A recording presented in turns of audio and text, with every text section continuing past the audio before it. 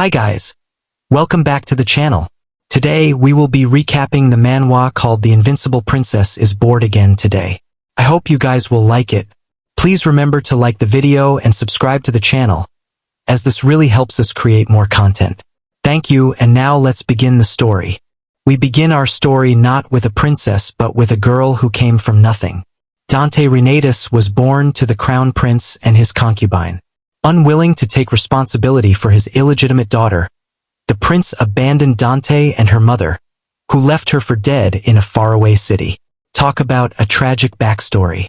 Dante had a rough start in life, living among beggars and prostitutes, and stealing to survive. But when she was 12 years old, she was offered a new beginning. The professor of a knight's academy gave her the chance to learn swordsmanship. Dante thought this offer was a joke, so she decided to prove the professor wrong by defeating every one of his students. Shocked, Professor Rowe immediately took her in and gave her the name Dante, since her deadbeat parents had never given her one. Although he was kind for helping her off the streets, Professor Rowe worked her to the bone and forced her to practice until she dropped. But Dante bore the pain. When she was 19, Professor Rowe passed away, so Dante signed up for a championship and won a bit of money. She went on to become a mercenary, earning a living and making history in the war. One of her most famous triumphs was against the demonic dragon Creuset, whom she defeated with nothing but her blades. After that, the whole world opened up to her. People begged her to marry their sons or come to work as a hired knight. When she was 23, the emperor summoned her to the imperial palace. Yes, the crown prince who had abandoned her as a baby was now the emperor. He gave her the name Renatus and brought her back into the family as a reward for all her achievements. But Dante wasn't satisfied. She demanded land, a mansion of her own, 10 million gold bars, and permission to manage the soldiers. If you know your worth, why not ask for it? Frankly, the emperor was so intimidated by his sword-wielding daughter that he agreed to her outrageous terms. From then on, she lived a life of luxury and eventually became empress herself. Despite the many hardships, Dante lived a happy life, even though she died at the age of 30. 500 years later, her soul was reincarnated as Helena Parisa, the youngest daughter of Duke Peresca. Helena still had all her memories from her life as Dante, so being a young and pampered princess was quite an adjustment. Helena is now 10 years old and has 3 times the intelligence and manners of kids her age. Well, duh. There's literally a full-grown empress inside her. Helena is the pride of her family, but having already lived a life of adventure and extremes, she finds everything pretty boring. The Duke and Duchess Peresca are very concerned by their dry, deadpan daughter and want to help her find more joy in life. Her older brother, Leonard, is also very affectionate. When she takes an interest in his swordsmanship classes, he invites her along. Despite the endless fighting of her past life, Helena has no interest in actually wielding a sword. However, she has some suspicions about his teacher, who is very flamboyant and believes girls shouldn't use swords. I hope she gets to teach him a lesson. Leonard sticks up for her and tells his teacher that Helena can do whatever she wants, but he challenges him to a duel to shut him up. Even though Leonard is only 13 and has barely learned anything yet, Helena was right. This guy is definitely a fraud. He's so mean, constantly making fun of the way Leonard moves and laughing at him when he falls over. What kind of teacher is that? He's also not a very good swordsman. It's a wonder how he got hired. While Leonard takes a break, Helena gives him a few pointers. Leonard doesn't even question the fact that his 10-year-old sister is offering expert advice on something she's never studied. He just trusts her completely. This boy is too sweet. When the battle resumes, both fighters are twice as fierce as before. Leonard struggles initially, but eventually spots the opportunity Helena told him to look for and takes it instantly. The teacher ends up on the ground, groaning. A sore loser indeed, as he immediately starts screaming at the kids and telling Helena not to interfere in the affairs of men. Oh, you've really done it now, buddy. Having finally had enough of his excuses, Helena grabs her brother's sword and challenges the teacher herself. Despite being half his size and twice as weak, she gives him a good beating and even corrects his technique in the middle of the battle. When the fight is over and the teacher is on the floor again, She tells him he'd be better suited to sewing than fighting. Boom, that's got to hurt his ego. She throws the sword in the air, and as it lands right beside his head, she declares him fired. I don't know who gave her the authority to fire someone at the age of 10, but after a duel like that, I don't think anyone would dare to argue. Her brother is shocked, but since Helena has seemed like a genius from a young age, it's not too suspicious. Finally, his sister has found a purpose in life, to be his swordsmanship teacher. Wait, what? I thought she was sick of fighting from her past life. Does she really want to do this all over again? Helena and Leonard explain the whole situation to their parents, who seem to be the only ones with the right reaction, like, wouldn't you be kind of freaked out? She asks for permission to teach her brother, and after a week of consideration, her father calls her into his office. It turns out that the teacher was a fraud. He was the worst in his class at school, and even though he graduated from a prestigious institution, he's known as a bit of an idiot. The Duke seems disappointed in himself, but Helena is just glad they caught him early. Otherwise, Leonard would have learned all the wrong techniques and had to start again from scratch. Her dad has clearly thought long and hard about her proposal. Even though she's a genius, any reasonable person would be worried about a 10-year-old teaching someone how to use a sword when she's never fought herself. But then, she's never shown an interest in something like this before, so he makes a suggestion. Next week, they will have a visitor to the estate around Leonard's age. He offers her a trial period. If Helena can teach Leonard well enough to beat their guest, then he'll consider a long-term solution. The only catch is that their guest is none other than Prince Caesar, who has studied at the Imperial Palace and been training years longer than Leonard. But with the legendary Dante Renatus set aside, there's nothing he can't do. Prince Caesar is a member of the Grey family, who all have distinctive red eyes. As soon as Helena sees them, she is reminded of the man she passed the throne to before she died in her past life, her close friend Duke Eris Grey. When Caesar arrives at the estate, Helena is shocked by the resemblance.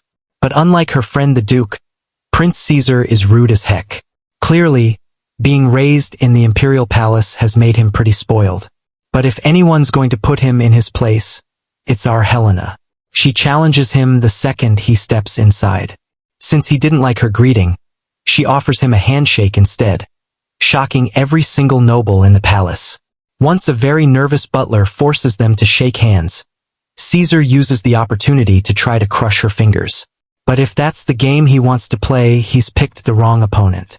Instead of using brute force, Helena answers with her brain and adjusts her grip to target his joints. This girl really has no chill. Not wanting to admit he had just been beaten by a little girl, the prince doesn't make a fuss and walks away with his butler on the promise of a rematch.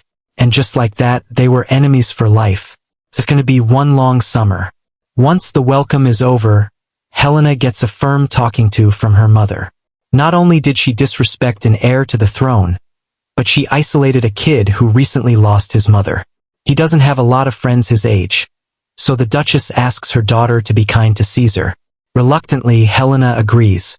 Despite her opinion of the prince, it seems clear that after the death of his mother, the Empress, his position in the imperial hierarchy has become a little shaky. It seems like the youngest son has been sent away to protect him from any opposition in the palace. Speak of the devil, Caesar is waiting in the hallway when she comes out of her mother's lecture. He seems a lot calmer than before and tells her not to worry about earlier. I guess he's trying to play the gracious superior card. But when Helena assures him she wasn't worried at all, he suddenly blows his top again. Helena puts him in his place by revealing that she knows why he's been sent here. After all, he can't really call himself superior when the Peresca family are the ones protecting him. The prince's arrogance disappears after that. He's well aware that he's a difficult guest to accept.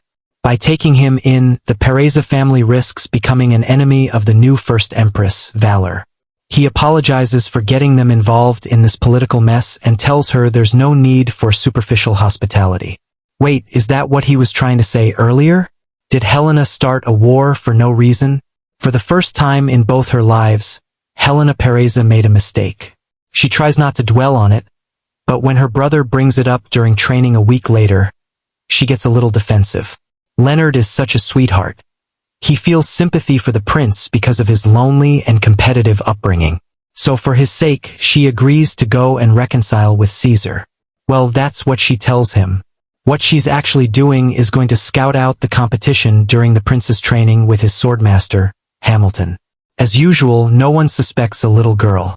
They let Helena watch their session, allowing her to discover that the prince is a genius.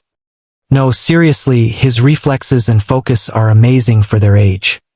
It's clear he is a natural talent, just like Dante Renatus in her previous life. At this rate, Leonard won't stand a chance. How the heck is she going to beat him? The teacher seems impressed too. Maybe the prince is trying extra hard to show off to Helena. After watching him spar, she hasn't been able to find a single flaw in his strategy. So out of curiosity, she asks him to fight her instead, thinking it might be easier to spot potential weaknesses in person. Of course, both the teacher and the prince are floored. They don't want to take the blame if she gets hurt. So Helena switches tactics and offers him a bet. Whoever wins can tell the loser to do whatever they like. No complaints allowed. Obviously, Caesar can't say no to an offer like that.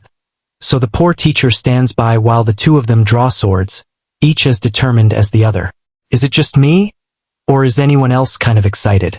I genuinely don't know who's going to win. The match begins. Helena's strategy is to find his weaknesses, which means she needs to try as many different attacks as possible to test him. She strikes first in an area that's very hard to defend, but the prince blocks her immediately. He counterattacks right away, keeping Helena on her toes as she is forced to defend.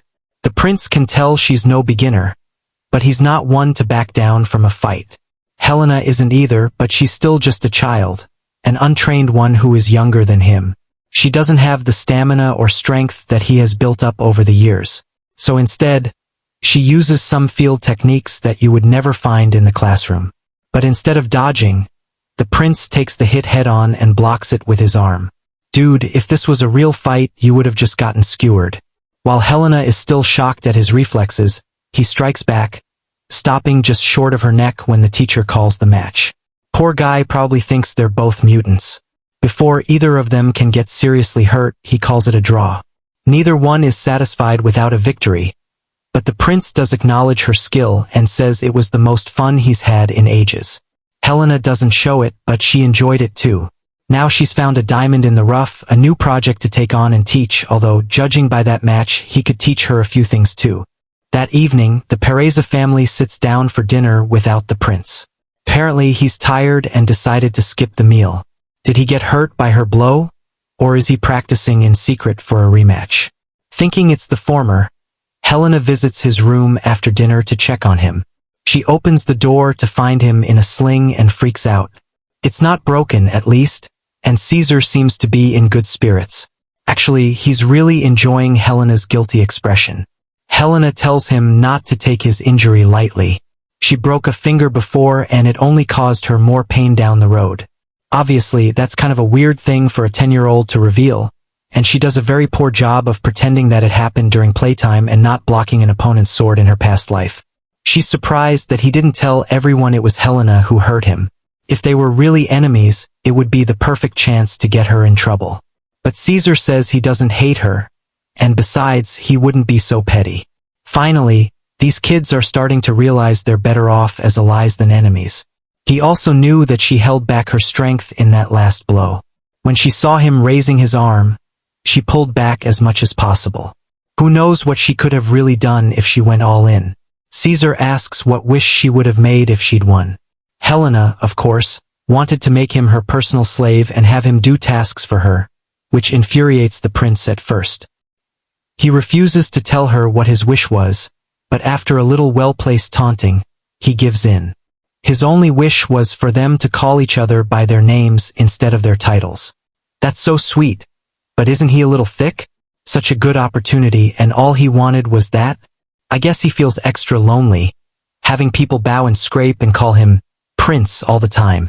Of all people, Helena understands that feeling from her days as Empress.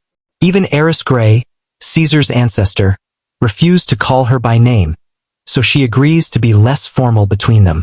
After that, things get a little calmer. They can't practice swordsmanship while his arm is healing, So instead, they play chess with Leonard every day. As you can imagine, it's a little boring after a few days. So one stormy night, Hamilton decides to tell them a ghost story. Supposedly, the Duke Peresca's mansion is haunted by a mysterious girl dressed in blue. On summer nights, when a sudden storm rolls in, she can be found in the basement, or so the legend goes. Helena thinks this is a load of bull, but the boys are convinced. Hamilton is having the time of his life, making them sweat when a butler steps in and calls him away. Caesar, being the brave soul that he is, suggests they go down to the basement to find out what's there, but Helena refuses. Despite her resistance, she gets dragged along mainly because the prince accuses her of being a scaredy cat. They're like copies of each other. The Duke has had the basement locked up, so Helena pulls out a hairpin and picks the lock. She literally says out loud that she used to do this all the time in her past life, but somehow it goes right over the boys' heads. Idiots. Leonard leads them down to find a stream running through a dark tunnel.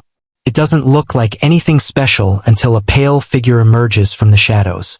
The boys freak out and drag Helena back upstairs before she can get a good look.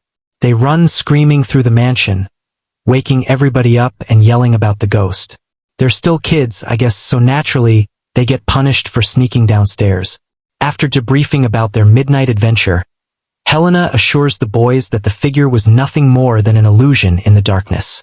Hamilton tells them later that it's a reflection of the tiles laid along the bottom of the stream. I bet he thoroughly enjoyed winding them up. By the time Caesar's arm has nearly healed, the summer solstice festival is in full swing in Alpinus, the town near the Duke's mansion. The prince is very keen to go and explore, but Helena isn't interested. According to her, only kids and thieves enjoy festivals. Considering she's been both, I'm surprised she isn't more keen. Hamilton won't let Caesar go alone, so innocent little Leonard suggests they all go together, completely ignoring the furious look on his sister's face. As soon as they're in town, the prince ditches Hamilton and the other servants. It doesn't take long for Helena to notice that someone is following them. I mean, 3 well-dressed kids walking around unaccompanied are a pretty easy target. But when Helena makes eye contact with her stalker, she finds a man with blonde hair. He doesn't seem like a kidnapper. Actually, he seems concerned. He suddenly dashes out of sight, so the little duchess follows him through the alleys. The man suddenly appears behind her and introduces himself. A little bit suspicious that he just appeared out of nowhere. Could this guy be some kind of crook? No, he says he's been searching for her for some time. He seems to believe that she is the reincarnated form of his king, someone he clearly worships. Whether he knows the truth or is just a raving lunatic remains to be seen. He mysteriously vanishes, promising to visit her again, just as the boys catch up with her. The prince, as usual, is being a drama queen, going off about how dangerous it is for her to walk around alone. Helena assures them nothing happened, so Caesar runs back to get Hamilton and the carriage. As soon as he leaves, Helena gets a sense that she's no longer being watched the way she was before, and that can mean only one thing. Someone is after the prince. A quick search for Caesar confirms their suspicions. He is nowhere to be found. Helena suspects he's been taken to a brothel. Since they're not open in the day, it's a perfect hiding spot. Without even thinking, she runs off to find the brothel, telling her brother to go and get Hamilton. He seems nervous to leave her alone. As her older brother, he definitely shouldn't be leaving her alone. But Helena is determined and not going to do anything stupid. After finding a suspicious-looking spot, she picks a lock and enters through the back door. She overhears a conversation between 2 people talking about how to stab someone. She can only guess that these are the guys looking for the prince. Looking for evidence that they're clearly planning a murder and trying to make it look like an accident.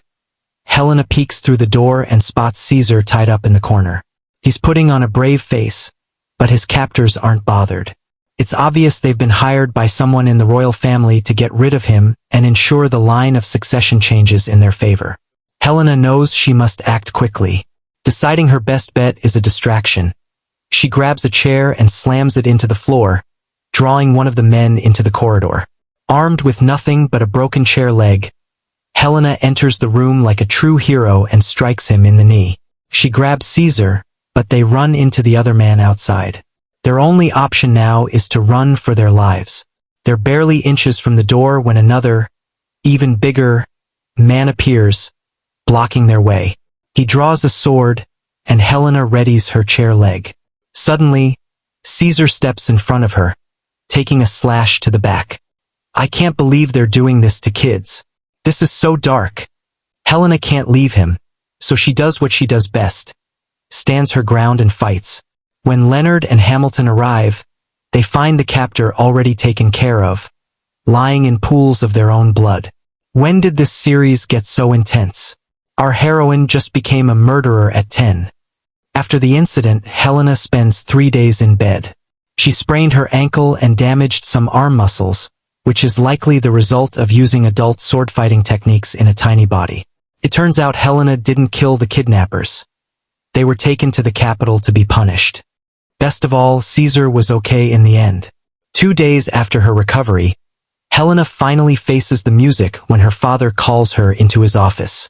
He seems very mad, but he doesn't know what to do with her. It's clear Helena is no ordinary kid.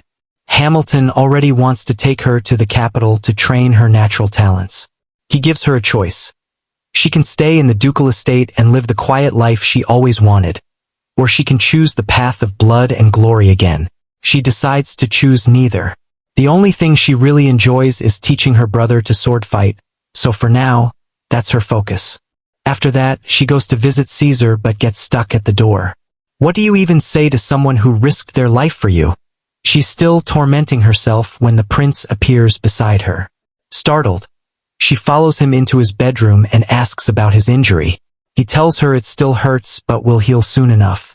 Instead of thanking him for saving her life, Helena starts teasing him about how the scar will leave him unable to get married. Caesar, embarrassed, says that if the scar affects his marriage, she'll have to take care of him instead. Helena enjoys the joke but suspects he might not be entirely kidding. After the laughter dies down, Helena notices he looks tired. The poor prince has been too scared to sleep, knowing his own family is after him. It's a lot for a 14-year-old to handle, even before the trauma of nearly being murdered. In a bizarre attempt to comfort him, Helena tells him he wouldn't be safe even if he gave up the throne. Nice job, Helena, that'll cheer him up. But as someone who has experienced fighting for a throne, she knows his only real option is to claim his birthright. If he's still in line to become emperor, there will always be people to protect him. So he has no choice but to fight back. Caesar's confidence is shaken, but Helena reassures him she'll support him and stand by his side while he grows stronger. She'll help him become the emperor. That night, Helena sleeps beside the prince, allowing him to get his first good night's sleep since the incident. A few days later, his wound heals, leaving a scar as Helena predicted. Hamilton desperately wants to take her to the capital to hone her skills, but her father refuses. In the end, the Peresca family bids the prince farewell after a very eventful summer. After their goodbye, Caesar asks the duke if he can visit every summer so Helena can teach him how to fight. He agrees, and they shake hands, promising to remain master and student until he becomes the emperor. 3 years later, the Peresca siblings receive a letter from Caesar, telling them to prepare the guest room for his arrival again this summer. No, hi, how have you been? It looks like he's gained back all his arrogance in the last 3 years, but at least he's survived. The old trio will once again be reunited, no longer as kids but as 17-year-olds. Ping has been diligently teaching Leonard how to fight for the last 3 years. He's won a few local competitions and moved on to more serious blades, not just the little wooden ones they use for practice. Helena has just picked up a new pair of swords for them, shiny silver ones. Helena is now a highly sought-after tutor, even by people who used to call her stupid and said a little girl could never be a swordsmanship teacher. She proved them wrong. As she's leaving the shop with the blades, a girl with blue hair bumps into her and sprints off. From her days as Dante, Helena knows immediately that her valuables have been stolen. Instead of calling the guards, she runs after the thief herself. It doesn't take long to find a group of scoundrels in a back alley, and among them is the blue-haired girl. Listening in on their conversation, Helena discovers there's more to the situation than it seems. The girl is a noble family member, and the thugs want to hold her for ransom. Instead of her family paying a huge sum, the girl is trying to steal and beg to pay it off herself. While the thugs are beating the little girl, Helena swoops down and takes back the wallet. A quick stomp on the leader's toes, and suddenly they all run away screaming. What a bunch of babies. But little Miss Blue Hair won't give up so easily. She grabs a pair of rocks and hurls them at Helena, desperately trying to get the wallet back. Seeing her determination, Helena proposes a bet. If the girl can hit her just once, she will return the wallet. But if she surrenders first, she must become Helena's subordinate. As soon as Helena starts fighting back with her sword, the girl gives up and drops to her knees. After asking a few questions, Helena discovers that the girl's name is Terera, a name given by the count before he threw her and her mother out of the estate. Helena can't stand the idea of Terera walking around with a name given by her horrible father, so she gives the girl a new name, Agat. From now on, Agat will be Helena's personal servant, which is a lot better than living on the streets and stealing to survive. Agat is already in uniform and grinning from ear to ear. She's only 12, but she's a fast learner and quickly earns everyone's favor. Her eagerness, however, sometimes gets the best of her. She wants to do everything for Helena, even down to feeding her at dinner. Helena draws the line when it comes to swordsmanship and tells Agat to stay out of the practice area. Leonard notices how obedient Agat is and warns his sister that she and the prince definitely won't get along. Helena tries to ignore the creeping sense that he might be right. When Caesar finally arrives, he looks like a man after a growth spurt. He jokes that Helena seems smaller than last year, earning a sharp punch to the stomach. Once he recovers from the sucker punch, Caesar notices Agat, who is already clinging protectively to her mistress. Just as Leonard predicted, he seems irritated, but Helena doesn't take his complaints seriously. She's too busy staring at Caesar's thighs and might have reached out to touch them if Agat hadn't arrived with their tea. Moments later, the prince and the servant are screaming at each other. Helena tells them not to squabble over her. Agat leaves the room with a smile, thinking she won that round, although it's clear there are no winners here. Desperate to get back in Helena's good books, Caesar offers to let her touch his thigh. Despite her curiosity about his muscle definition, Helena realizes how inappropriate it is and sprints out of the room, blushing furiously. After that, Helena avoids Caesar completely. She goes from being the ice queen with no feelings to someone too scared to even make eye contact. This is awkward since she's meant to be his teacher during the summer. After a few days of hiding, Helena tells herself to get it together. That night, Caesar appears beneath her window, throwing rocks to catch her attention. He's such a romantic. She tries to go back inside, but he begs her to stay and talk. With her permission, he climbs into her bedroom and explains that he had to come from outside because Agat was guarding her door. Of course she was. Caesar thinks he's done something wrong since Helena has been avoiding him. She assures him she doesn't hate him, but he's changed so much that it's strange for a childhood friend. Caesar admits he's nervous about this summer. He's only here for 3 months, and after that, he'll be an adult. He's worried that Leonard and Helena will forget him once they grow up and start their own lives. Touched by his concern, Helena takes his hand and promises never to abandon her people. Seconds later, Caesar curls up under her blanket to sleep. Sharing a bed is very different now that they've grown up. Now, Helena tries to leave the room, but Caesar reminds her of the promise she made. So Helena feels she has no choice but to stay. Caesar, already tired and wanting to sleep, is happy because this reminds him of the old days. He starts falling asleep, mumbling an apology for getting taller. Wow, this kid may be handsome, but he is still a child inside, caring only for the friendship he has cherished for a long time. What a sweet grown man. So that's all for today, guys. I hope you enjoyed this amazing story. As always, don't forget to like this video and leave a comment for the next part so we know you want more. Remember to subscribe and turn on notifications for updates. See you in the next one.